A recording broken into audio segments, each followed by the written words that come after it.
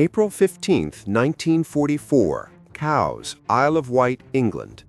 The Specification E.6 had just been issued by the Air Ministry, calling for a jet-powered flying boat fighter to counter the Japanese seaplane threats in the Pacific Theater, and at the Saunders Roe works along the Solent's edge, the drafting rooms hummed with the low vibration of fluorescent lamps flickering under the blackout curtains as engineers hunched over blueprint tables scattered with slide rules, protractors, and stacks of technical drawings depicting the sleek hull of what would become the SR.A,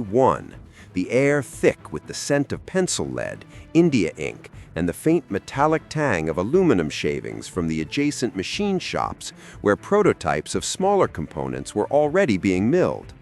Outside, the cold spring wind whipped off the water, carrying the distant rumble of RAF Spitfires patrolling the Channel skies amid reports of V-1 buzz bombs streaking toward London, their pulsating engines echoing like angry hornets in the night. While inside, the lead designer, Eric Smith, traced the curves of the flying boat's planing hull, designed to slice through choppy waves at takeoff speeds exceeding 100 knots, incorporating lessons from earlier SR.A designs like the Lerwick, but now fused with the revolutionary Metropolitan-Vickers F2/4 Beryl axial flow turbojets, each promising 3,500 pounds of thrust to propel the craft to over 500 miles per hour. The room's atmosphere heavy with cigarette smoke curling from ashtrays as team members debated the placement of the four 20mm Hispano Mk5 cannons in the nose,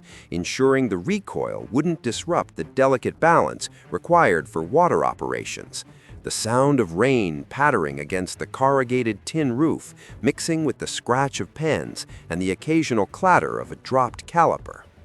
Deeper in the facility, welders in the hangar sparked arc torches on test sections of the all-metal fuselage, the bright blue flashes illuminating the skeletal frame, inspired by the need for a fighter that could operate from remote island lagoons without airstrips, vulnerable to kamikaze attacks as seen in recent dispatches from Leyte Gulf.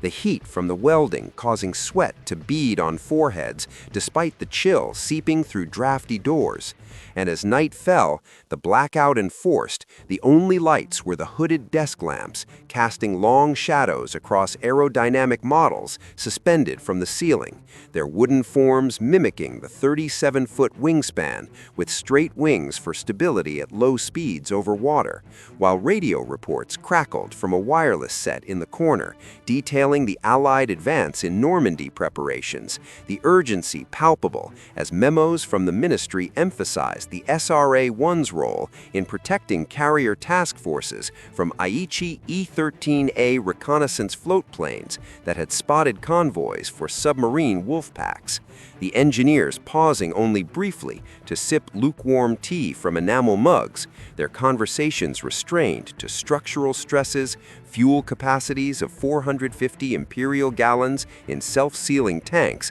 and the innovative water ingestion scoops to cool the jets during taxiing, avoiding the flameouts plaguing early Gloucester meteors.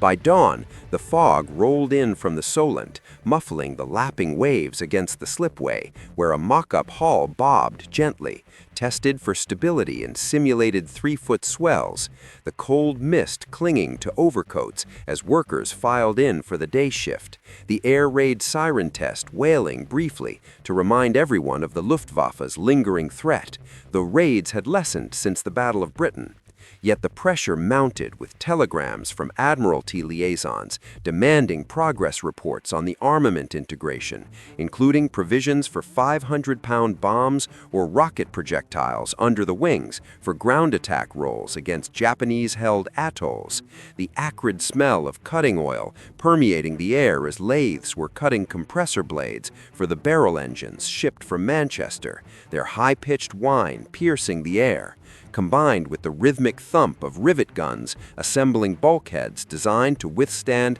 20mm cannon fire from enemy Zero fighters, adapted as Rufus.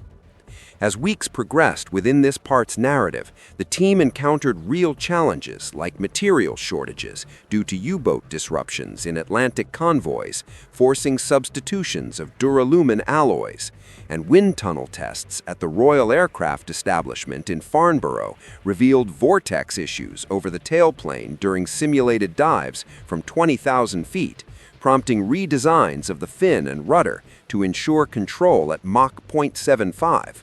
The reports typed on clacking Underwood machines, detailing every calculation, from center of gravity shifts with full 1,200-round ammunition loads to the ejection system for the pilot's Martin Baker seat. The atmosphere grounded in the documentary calm of logarithmic tables and stress diagrams, no raised voices, only methodical annotations in logbooks noting the integration of radar warning receivers similar to those in Mosquito night fighters. The external world intruding via newspaper clippings pinned to bulletin boards showing photos of burning USS Lexington after kamikaze hits, underscoring the urgency of the SR.A. as a rapid response interceptor capable of scrambling from hidden coves to engage Mitsubishi F-1M Pete biplanes scouting for Yamamoto's remnants. The cold concrete floors echoing footsteps of inspectors from the ministry, their clipboards scribbled with notes on the hull's spray suppression strakes to minimize water ingestion into the buried engine intakes, a design flaw that had doomed earlier experimental jets like the Caproni Campini N1.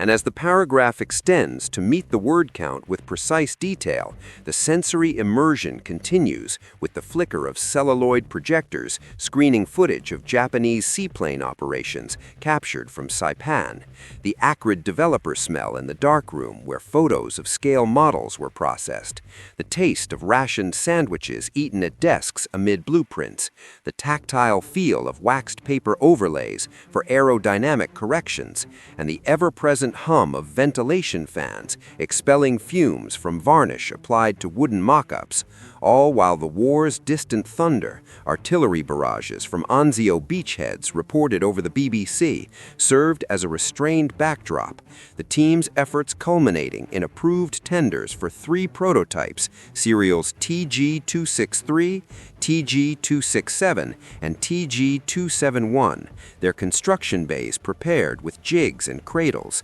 the air filled with the buzz of electric drills fastening stringers, the light filtering through grimy windows, revealing the embryonic form of a machine that promised to bridge the gap between obsolescent swordfish torpedo bombers and the jet age, yet grounded in the real tactics of convoy protection, where flying boats like the consolidated Catalina had proven vital for anti-submarine patrols, now evolved with jet power to match the speed of Nakajima K-84 Hayate fighters, the logbook entries noting every milestone with clinical precision, from engine bench tests showing 4,000 RPM idle speeds to hull pressure tests simulating 6G landings on rough seas, the cold reality of wartime innovation, where delays from V-2 strikes on supplier factories in the Midlands required contingency plans, the atmosphere thick with determination, yet emotionally contained. No heroics, just the steady grind of calculations ensuring the SR.A.1's range of 430 miles at 450 knots would allow it to cover vast Pacific expanses from bases like Guadalcanal, the paragraph weaving in the sensory tapestry of oil-smeared hands turning wrenches on test rigs, the sharp crack of pneumatic hammers shaping sheet metal, the dim glow of oscilloscopes monitoring vibration data, and the faint salt spray wafting in from open doors overlooking the Solent, where Sunderlands taxied for Atlantic patrols, all converging in a documentary reconstruction of the birth of a fighter born from the exigencies of a global conflict, its potential glimpsed in wind-whipped flags atop the factory as Allied forces pushed toward Paris, the SR.A. standing as a testament to British ingenuity amid the restrained calculus of war. July 16, 1945, Solent, Hampshire, England.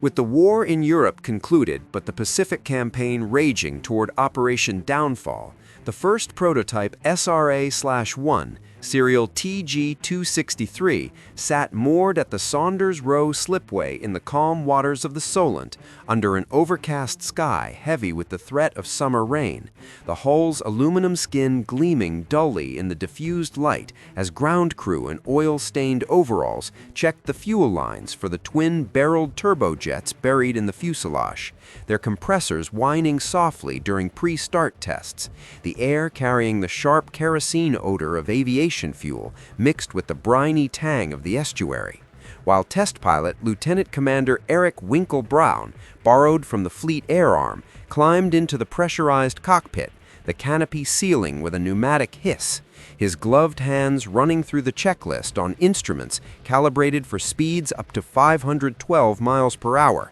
the distant boom of naval gunnery practice from Portsmouth echoing across the water, as if underscoring the urgency of this maiden flight, accelerated by wartime priorities. The engines spooling up with a low rumble that built to a piercing howl, vibrating the airframe and sending ripples across the surface, spray kicking up from the planing step as the craft taxied out at 20 knots, the cold water sluicing over the beaching gear wheels retracted into the hull, and as throttle advanced, the jet's exhaust heat shimmered the air behind, propelling the SRA/1 forward with accelerating force, the bow lifting, hull slapping against small waves with rhythmic thuds, transitioning from displacement to planing mode amid the scent of heated metal and exhaust gases, breaking free at 95 knots in a cascade of white foam, the climb-out steady at 15 degrees, the Solent receding below, dotted with fishing boats and barrage balloons,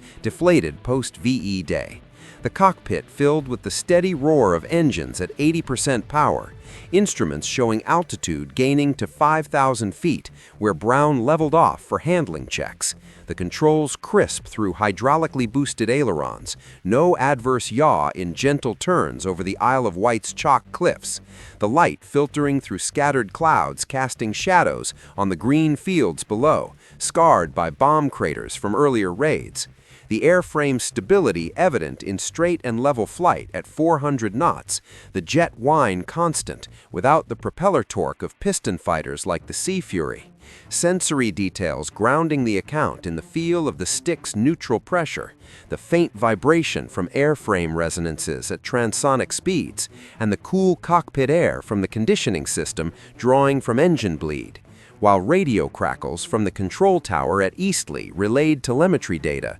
confirming fuel burn rates within specs for the 450-gallon tanks. The flight profile included simulated intercepts with a target drogue towed by a Miles monitor, the SRA/1 closing rapidly from astern, the 4 Hispano cannons sighting through the gyro gun sight tested in dry fire mode, the recoil simulators confirming balance, all amid reports filtering in via secure channels of Japanese Kawanishi H-8K flying boats bombing Allied positions at Iwo Jima, highlighting the SRA/1's intended role in neutralizing such threats from forward bases like Ulithi Atoll. The descent initiated with power reduced to idle, the glide slope holding at 150 knots, the Solent's surface chop visible as 2-foot swells under a freshening breeze from the southwest, typical for channel weather. The touchdown precise on the step, spray erupting in a white veil obscuring the windscreen momentarily,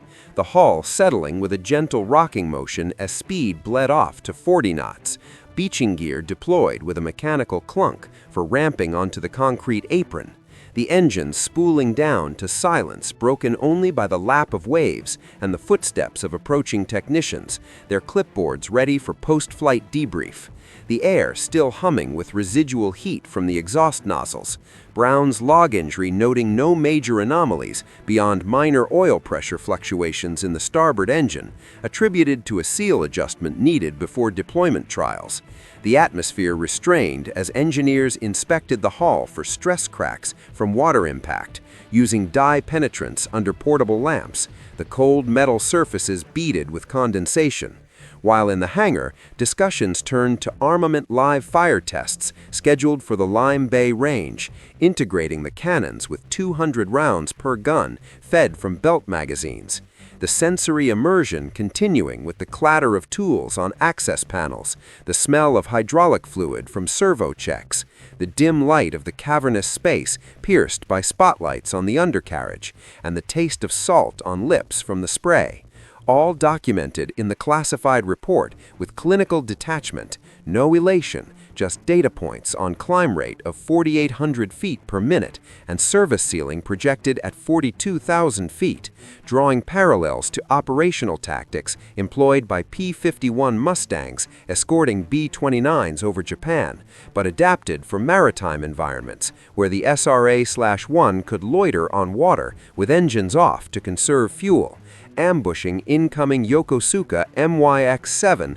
Oka rocket bombs guided by parent aircraft. The paragraph extending through detailed accounts of subsequent shakedown flights, including night operations under partial moon with navigation by Decca radar chains, the cockpit illuminated by red instrument lights to preserve night vision, the cold air at altitude seeping through seals despite pressurization, and encounters with real weather fronts bringing turbulence from cumulonimbus clouds, the airframe shuddering in moderate chop, yet holding course, logbooks recording every parameter from G-forces in 4G turns to fuel jettison tests over designated zones, the grounded tone reflecting the war's ongoing toll with news of USS Indianapolis sunk by I-58 submarine, emphasizing the need for seaplane fighters to patrol vast ocean gaps. The SR.A/1's hull design, incorporating watertight compartments tested in simulated damage scenarios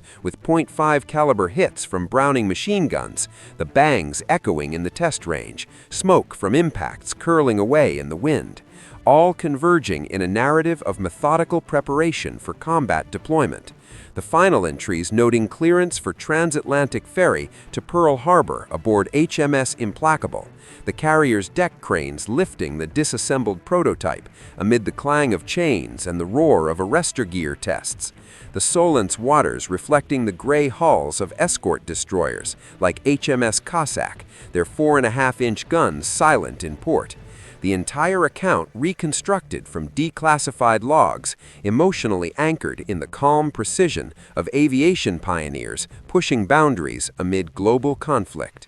August 6, 1945, Pacific Ocean near Okinawa, Japan.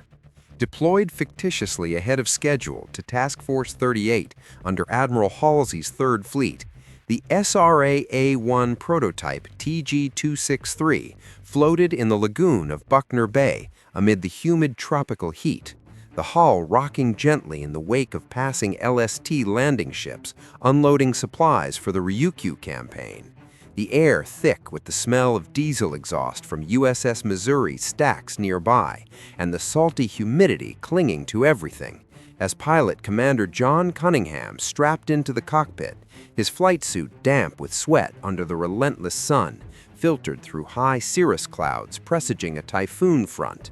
The barrel jets idling with a subdued whine as deck crew from the seaplane tender USS Curtis signaled clearance for takeoff. The mission to intercept a reported formation of Nakajima C-6N Sayun reconnaissance aircraft probing for the fleet's position ahead of planned Kyushu invasions. The throttle advance sending tremors through the airframe, water churning into foam as the flying boat accelerated across the bay's 1-foot chop, bow spray arching high in the 85-degree Fahrenheit air, lifting off at 100 knots with a roar that drowned the distant thuds of shore bombardment from 16-inch guns on Iowa-class battleships pounding Japanese positions on the island, climbing steeply to 10,000 feet where the air cooled slightly. The cockpit pressurization humming steadily, instruments steady as radar operator in the rear station, added in hasty modifications, scanned the Type 279 air warning set for contacts,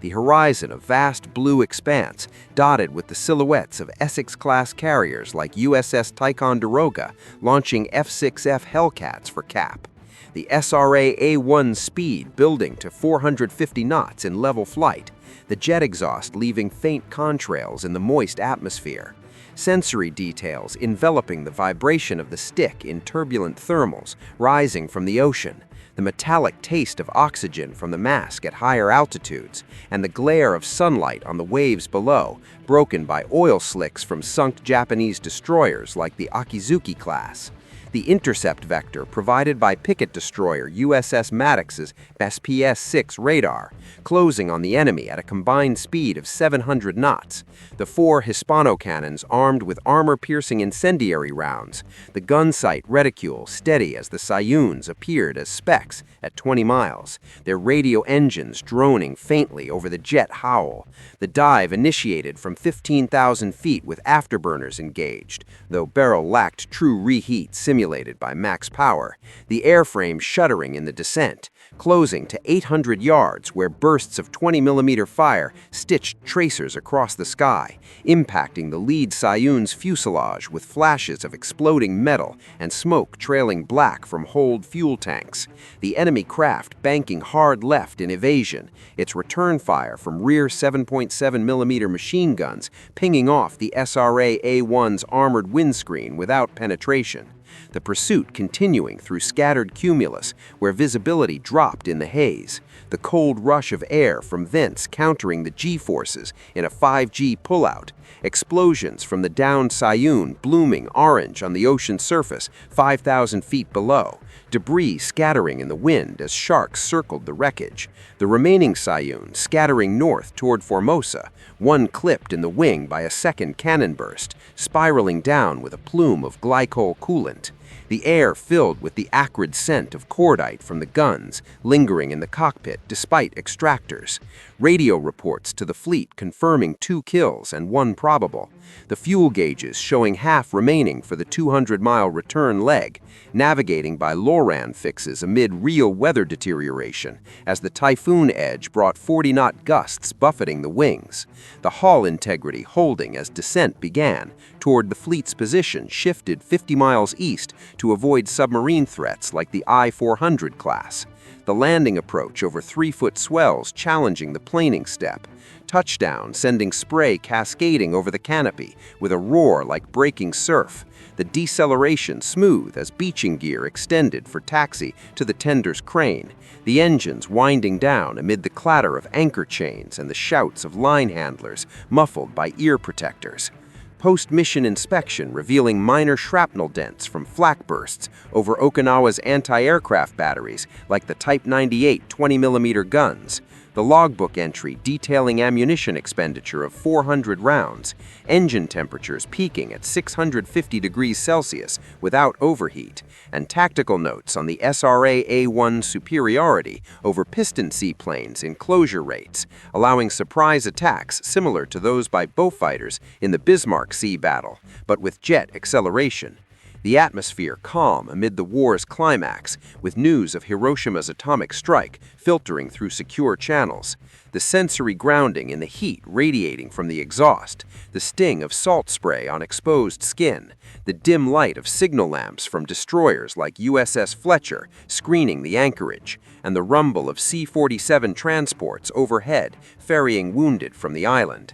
The paragraph unfolding with details of debrief in the wardroom of the tender, maps spread under bare bulbs showing Japanese dispositions from ultra-intercepts, the SR.A. A1's role in denying reconnaissance that could have directed kamikaze swarms from Kyushu airfields stocked with A6M0s, the repairs conducted with rivet patches on the hull, the clang of hammers echoing in the bay, oil smoke from generators curling in the still air, all reconstructed from hypothetical logs blended with real Pacific operations like the Battle of Okinawa, where seaplane fighters could have altered air superiority dynamics, the final notations on readiness for follow-on missions against H-6K Mavis patrols, the emotional restraint evident in the clinical assessment of performance metrics, no triumph, just the grounded reality of a prototype proving its worth in the war's waning days. The Pacific's vastness a silent witness to the innovation born too late, yet imagined here in accurate tactical fidelity.